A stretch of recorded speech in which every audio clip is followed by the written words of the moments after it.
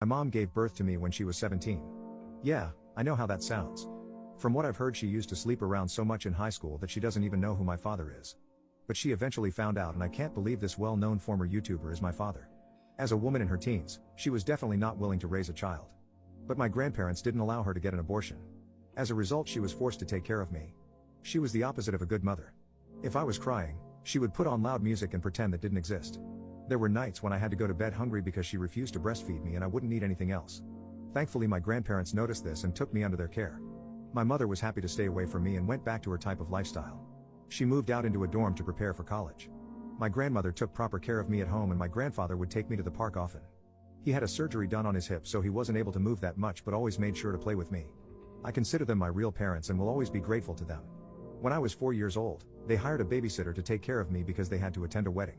On their way back, they had a terrible accident and unfortunately didn't make it. As a kid at the time, I didn't know that my life was about to become a living hell. I cried for days and days. The house was in my mother's name, so she moved back. It's like she was happy that her parents were gone, because she began having late night parties in the house literally a week later.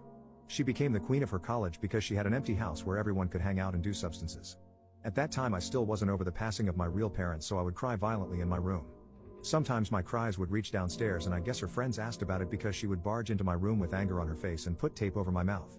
Then she would proudly say, "If you keep crying, I'll throw you out the window." So I would cover my mouth with my hands and cry with a muffled voice. I remember having to beg her for food because she would always be hungover. After a few months of this kept repeating, she became fed up with me and took me to another state. I was excited because I thought we were finally going to spend time as a family. Guess what she did? She left me on the front door of an orphanage and drove off. Little did she know that would be the start of her downfall. I thought I got left on the door of an orphanage, but it turns out some big African American man was taking care of me now. He gave me a cupcake and he was very nice. He introduced himself as EDP 445. He told me he was going to help me get revenge on my mom by starting a